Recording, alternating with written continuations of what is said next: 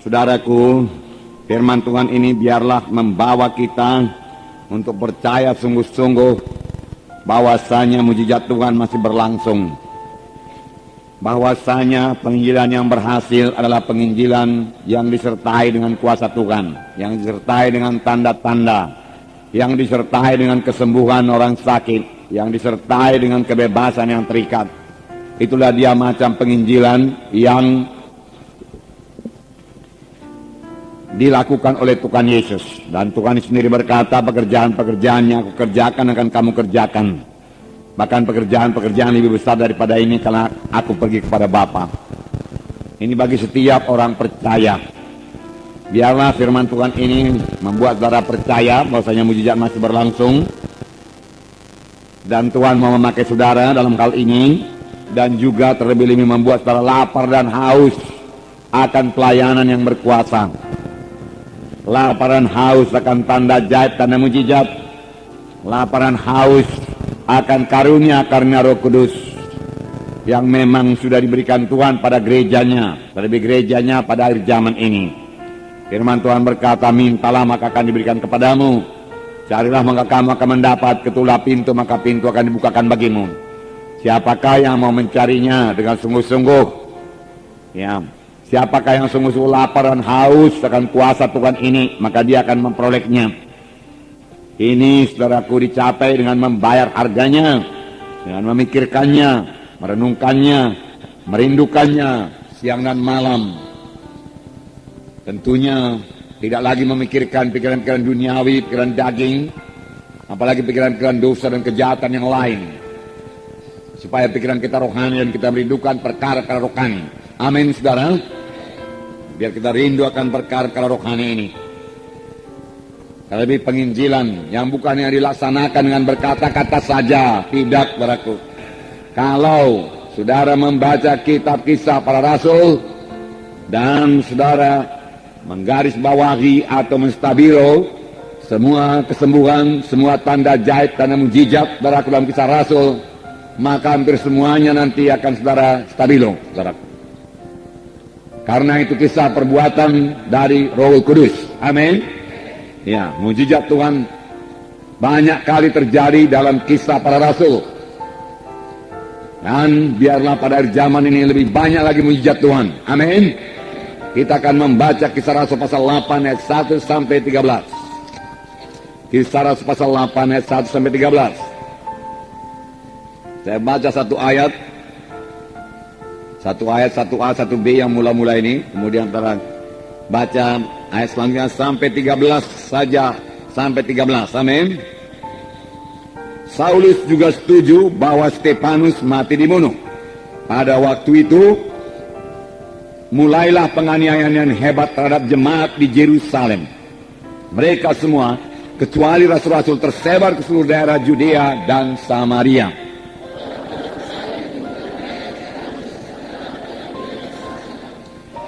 Tetapi Saulus berusaha membinasakan jemaat itu, dan ia memasuki rumah demi rumah dan menyeret laki-laki dan perempuan keluar dan menyerahkan mereka dimasukkan ke dalam penjara.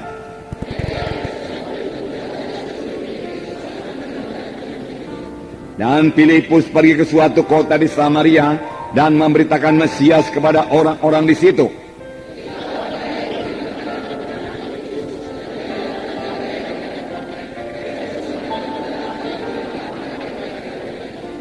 Sebab dari banyak orang yang kerasukan roh jahat, keluarlah roh-roh itu sambil berseru dengan suara keras. Dan banyak juga orang lumpuh dan orang timpang yang disembuhkan.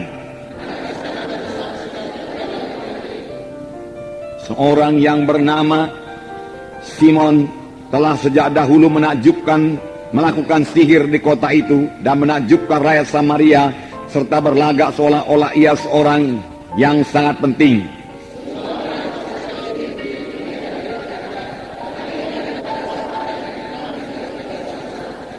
Dan mereka mengikutinya karena sudah lama ia mentakjubkan mereka oleh perbuatan sihirnya.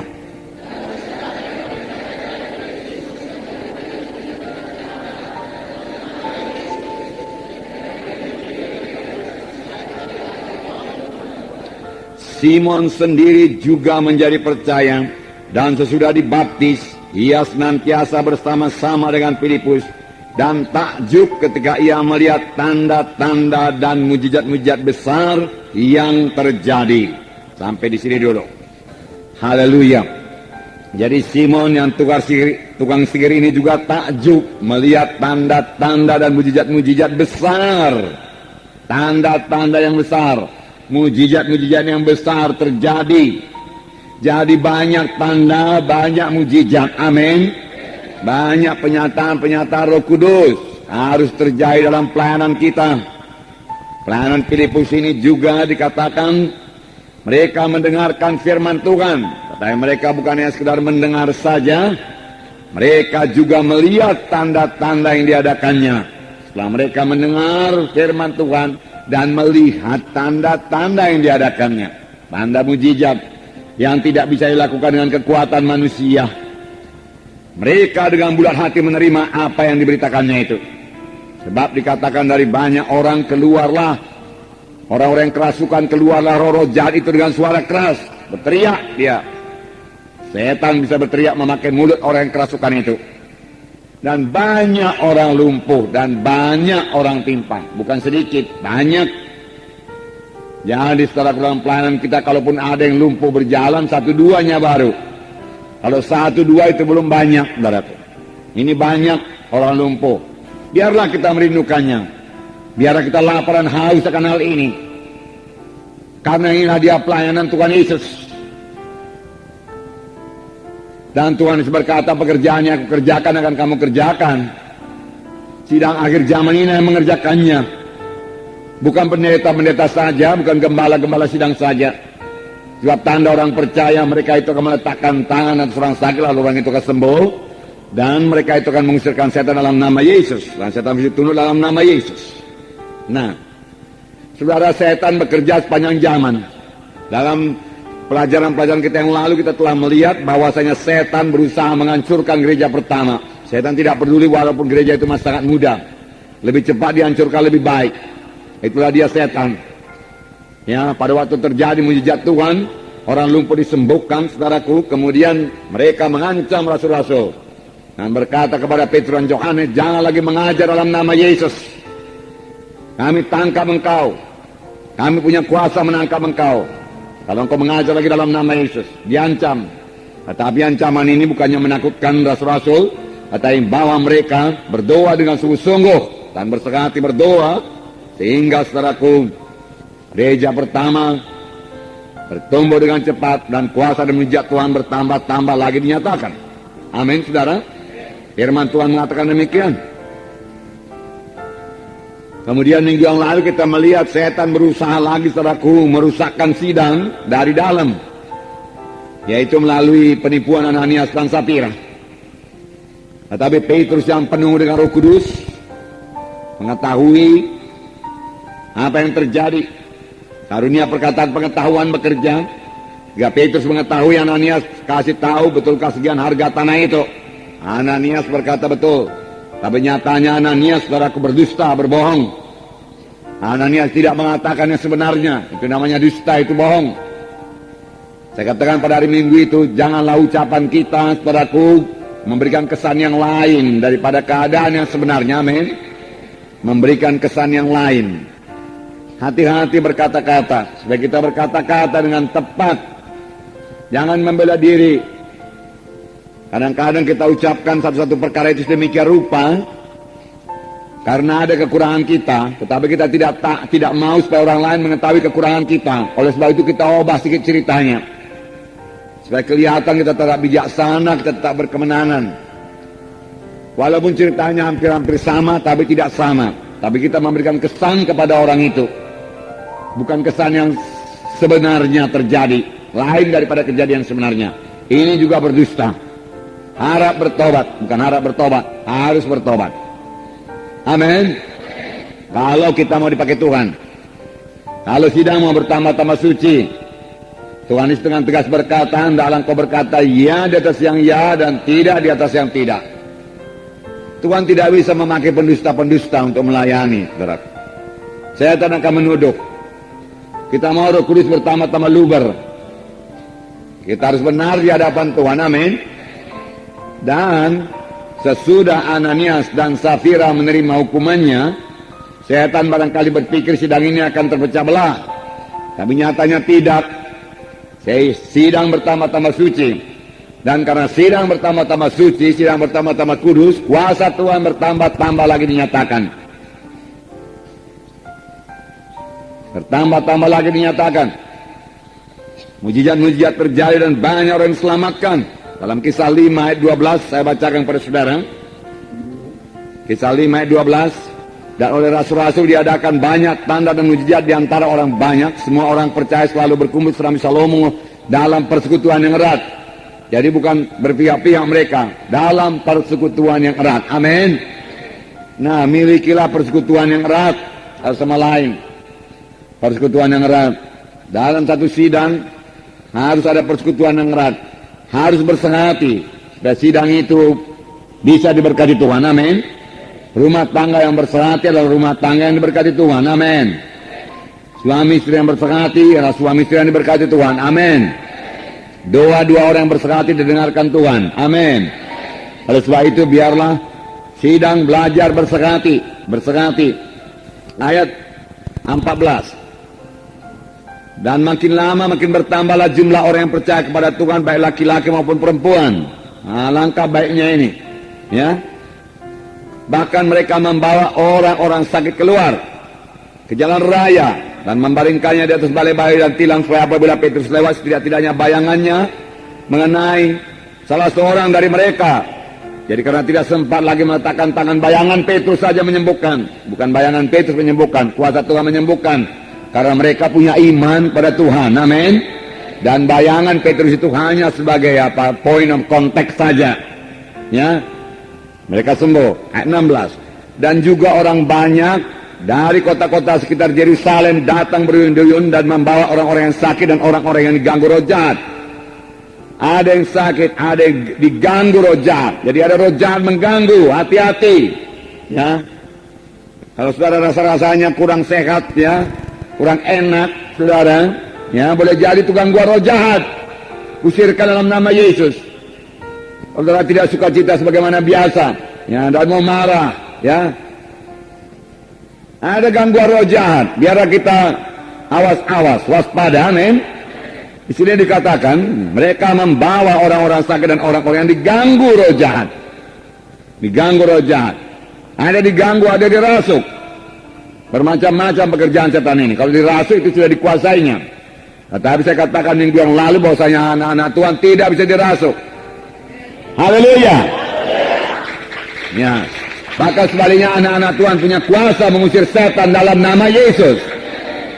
Dan harus berkata tidak kepada dosa. Amin. Puji Tuhan. Dan mereka semua, betul? Semua? Semua. Bagaimana? Disembuhkan. Dan mereka semua disembuhkan. Lihatlah itu. Banyak apa tidak tanda ajaib mujizat? Banyak. Ya, jangan berpuas. 1, 2 sembuh. Jangan berpuas. Banyak, banyak. Mari kita rindukan ini, saudaraku. Rindu akan tanda ajaib, tanda mujizat.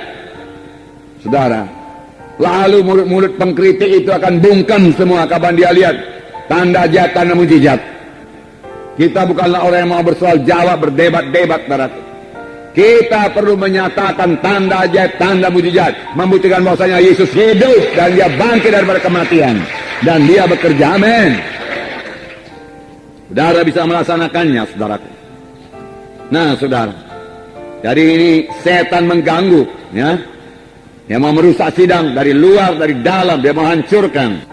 Oh, setan mulai jadi berpikir orang tidak akan berani lagi mengikut Tuhan Yesus. Tapi nyatanya tidak demikian. Aniaya tidak bisa membinasakan tubuh Kristus. Amin. Tidak bisa. Ya, selama sejarah pun mulai pada gereja pertama, saudaraku, kalau ada aniaya, saudaraku, sidang Tuhan bertumbuh dengan pesat. Amin. Walaupun pertumbuhan sidang, saudaraku, tidak bisa dikatakan sepenuhnya karena aniaya. Ya, kalau kita, saudaraku, ya, memenuhi, saudaraku, apa yang dikatakan firman Tuhan, seperti memiliki kuasa dan tanda ajaib, memiliki kasih, hati yang tergerak oleh belas kasihan, beban kepada jiwa-jiwa yang terhilang, sidang bersatu dan bersehati, bergerak bersama-sama memberitakan Injil dengan kuasa dan tanda ajaib padaku. Dan kemudian hasil penginjilan itu kita muridkan dengan sungguh-sungguh, maka sidang juga akan bertumbuh secara luar biasa. Amin. Ya. Nah, Saulus, saudaraku, dari Tarsus yang pada waktu itu menjadi alat setan, ya, dia sudah berguru kepada Gamaliel, ya, menjadi alat setan, memimpin penganiayaan ini.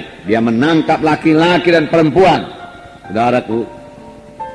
Secara manusiawi saja, saudaraku, ya, kalau melihat seorang perempuan, saudara, yang berdoa, yang beribadah kepada Tuhan, masa akan ditangkap dan dimasukkan dalam penjara.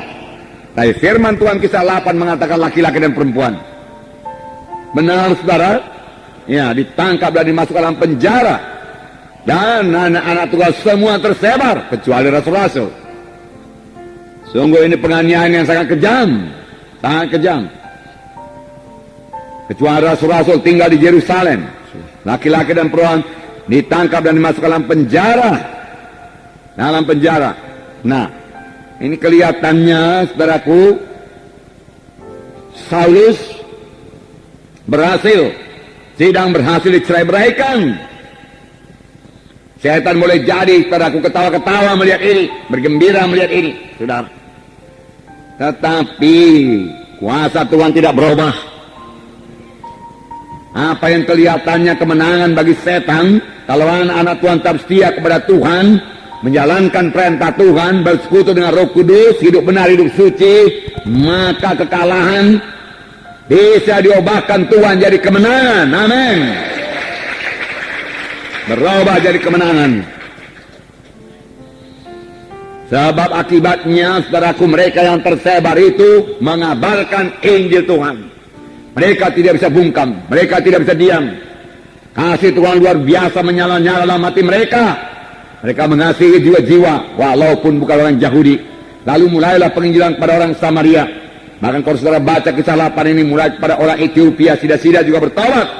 Dan juga, saudaraku, bangsa-bangsa lain, suku-suku lain sekitar Yerusalem, di luar Yerusalem. Sebelumnya dia masih berada dalam Yerusalem saja. Tetapi sudah aniaya itu, mereka keluar daripada Yerusalem dan mengabarkan Injil kemana saja mereka pergi. Dan yang mengabarkan Injil bukan lagi rasul-rasul, tetapi jemaat semuanya. Semua jemaat, tidak ada terkecuali. Baik diaken-diakennya, saudaraku, baik jiwa-jiwa biasa, kalaupun bisa dibagi dengan jiwa-jiwa biasa, semuanya menjadi pemberita-pemberita Injil yang disertai dengan kuasa dan tanda ajaib. Amin. Nah, saudara melihat gambaran daripada sidang pertama ini, supaya kita rindu. Oleh sebab itu, saudaraku yang kekasih, janganlah tinggikan diri saudara pada waktu saudara melayani. Amin. Jangan ambil kemuliaan bagi saudara. Segala kemuliaan milik Tuhan Yesus.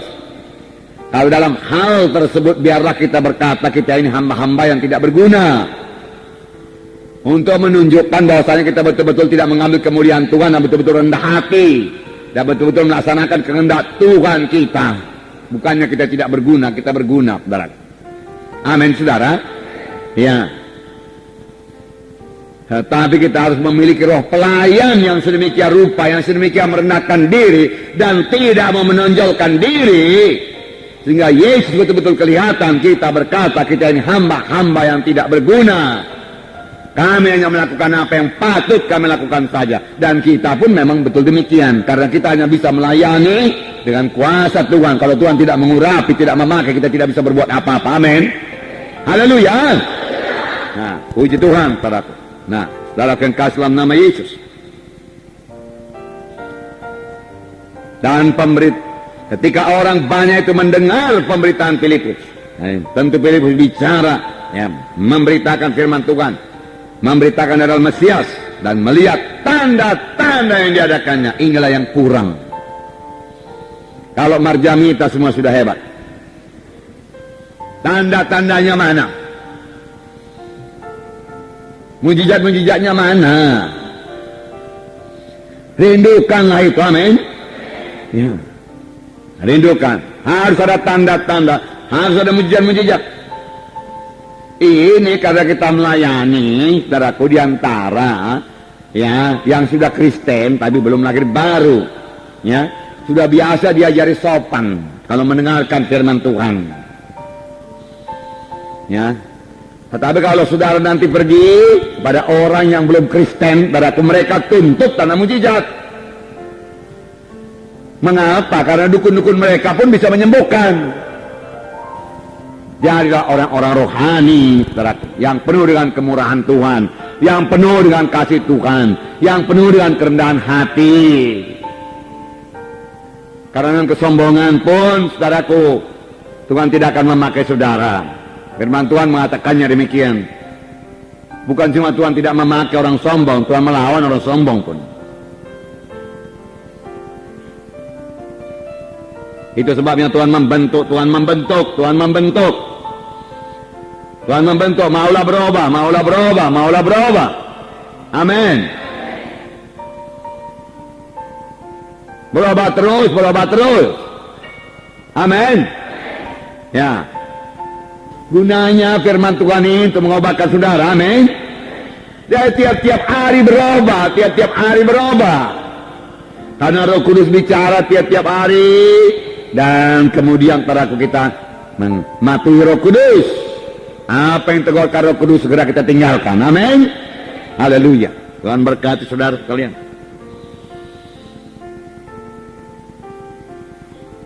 Jadi dalam pelayanan Filipus ini terjadi tanda ajaib, rasukan setan bebas, bebas. Saudara punya kuasa mengusir setan dalam nama Yesus. Dia mesti bebas. Jiwa yang terikat itu mesti bebas. Jangan berhenti sebelum dia bebas.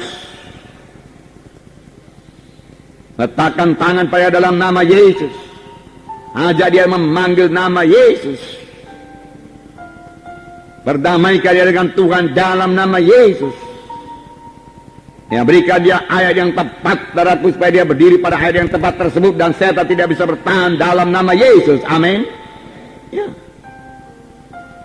Sehingga dia bisa bertepuk tangan dan dia pun merasakan kebebasannya dalam nama Yesus. Saudara berdoa dalam nama sama meletakkan tangan, punya iman.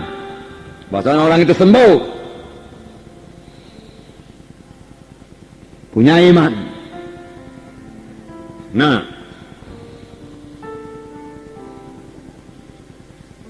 inilah penginjilan yang dikehendaki Tuhan Yesus. Dan seperti yang dijalankan oleh Tuhan Yesus. Bagaimanakah Tuhan Yesus melayani? Bagaimanakah Tuhan Yesus mengabarkan Injil? Ya, kuasa apakah yang ada pada Tuhan Yesus? Saudara, firman Tuhan jelas berkata, saya baca pasal Lukas 4:18. Tak tersembunyi kuasa Allah. Amin. Tak tersembunyi. Yang perlu kita ini ajalah saudaraku rindu sungguh-sungguh.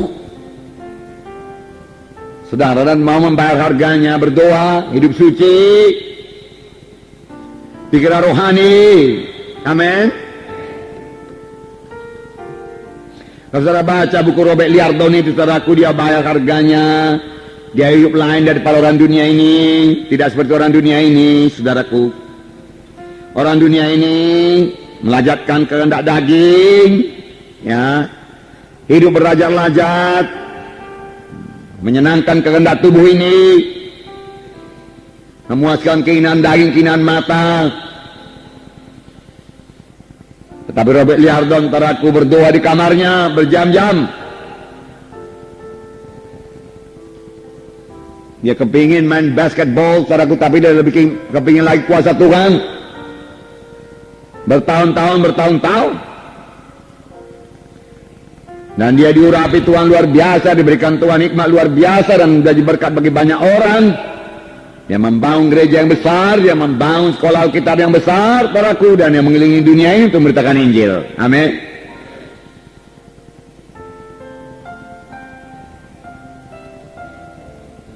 Siapa yang mau bayar harganya, saudaraku? Kuasa Tuhan tidak tersembunyi. Lukas 4:18, oh Tuhan ada padaku, Oleh sebab ia telah mengurapi aku untuk menyampaikan kabar baik pada orang-orang miskin, dan ia telah mengutus aku untuk memberitakan pembebasan kepada orang-orang tawanan dan penglihatan bagi orang-orang buta, untuk membebaskan orang-orang tertindas, untuk memberitakan tahu rahmat Tuhan telah datang. Nah, Tuhan Yesus mengatakan, aku melayani bukan dengan kekuatanku, bukan dengan kehendakku, aku melayani dengan kehendak Bapakku. Nah, Roh Kudus ada pada aku dan ia mengurapi aku. Dengan urapan Roh Kudus dikatakannya, aku menyampaikan kabar baik. Aku tidak mau bicara tanpa urapan Roh Kudus. Dengan urapan Roh Kudus, aku melepaskan orang terikat, aku membebaskan yang tertawan. Dengan urapan Roh Kudus, aku memberi penglihatan kepada orang buta, buta badani, buta rohani, dia katakan. Dengan urapan Roh Kudus, aku membebaskan orang tertindas, bebas daripada kutuk dosa. Dengan urapan Roh Kudus, memberitakan tahu rahmat Tuhan telah datang. Genaplah nasib. Amin, saudara. Jadi kuncinya apa? Urapan Roh Kudus. Roh Kudus yang sama yang mengurapi Yesus, Roh Kudus yang sama mengurapi saya, mengurapi saudara sekarang ini. Roh Kudus yang sama, bukan yang lain. Dan saudara boleh kepadaku memberitakan Injil, boleh membebaskan yang terikat, amin, melepaskan yang tertawan, amin, dengan urapan Roh Kudus. Tapi apakah saudara penuh dengan Roh Kudus? Apakah saudara patuh pada Roh Kudus? Apakah saudara bersekutu dengan Roh Kudus? Itu kuncinya sekarang. Tuhan Yesus berkata, apa yang kukatakan kepadamu kan berasal daripada Bapakku. Apa yang kudengar dikatakan Bapa, itu kusampaikan kepadamu. Intim apa enggak persekutuan dengan Bapa? Intim. Ya, mendengar kata demi kata. Apa yang dikatakan Bapa kukatakan kepadamu. Apa yang kudengar dari Bapa kuberikan padamu. Aku mengerjakan pekerjaan Bapa, dan dia dalam keadaan tubuh manusia. Sehingga pelayanan 3,5 tahun sangatlah berhasil, saudara. Itu sebab Yesus mengabarkan ini dengan kuasa. Orang buta melihat, orang timpang berjalan, saudara, orang tuli mendengar, yang kusta sembuh, yang mati dibangkitkan. Dia bersekutu dengan Bapaknya. Pada Tuhan ribut datang, Bapaknya berkata, berhentikan yang ribut ini. Pada waktu mereka tidak mempunyai makanan, Bapaknya berkata, engkau gandakan roti ini. Payakkah itu, saudaraku?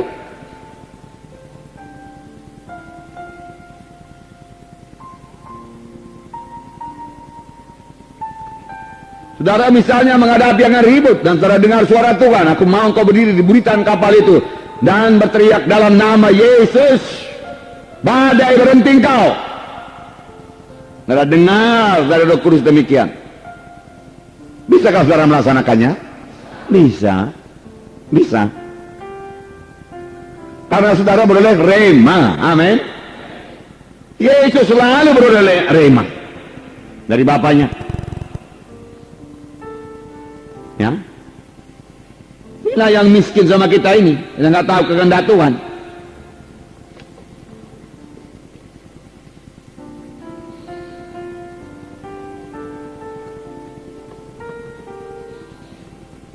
Beberapa pengusaha-pengusaha Kristen yang kaya, dia mendengar suara Tuhan waktu sebelum krisis ekonomi.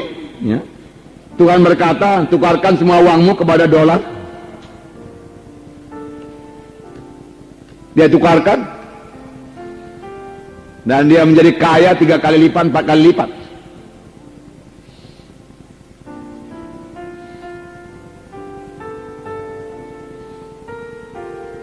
Amin. Itu mendengar suara Tuhan. Sebab dia dalam bidang bisnis, ya itu pula dikasih Tuhan. Dia suka membantu pekerjaan Tuhan. Amin. Ya, dia dengar. Nah, kita ini hamba-hamba Tuhan ini gimana ini, saudaraku? Adakah kita mendengar suara Tuhan ini? Mari kita jaga hati kita, mari kita jaga pikiran kita, saudaraku. Benar-benar suci di hadapan Tuhan, amin. Jaga ucapan kita, amin. Karena Roh Kudus adalah Roh yang suci. Dia suka sekali berkata-kata. Kalau kita memperdulikan dia, Teman intim aja bersama kita. Kalau kita tidak mau berkata-kata dengan dia, kita tidak terjadi, lama-lama dia akan meninggalkan kita sekarang.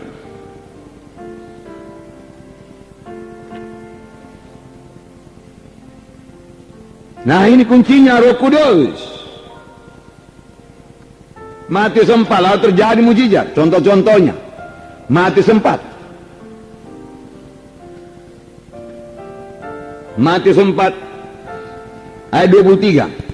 Saya bacakan. Yesus berkeliling di seluruh Galilea, ia mengajar dalam rumah-rumah ibadat dan memberitakan Injil kerajaan Allah serta melenyapkan apa? Segala penyakit. Amin. Bukan flu lenyap.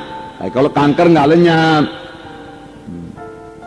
Sesak napas bebas. Ya. Tapi kalau penyakit apa hati nggak sembuh. Bukan demikian. Sama aja sama Tuhan. Di sini dikatakan serta melenyapkan segala penyakit dan kelemahan di antara bangsa itu.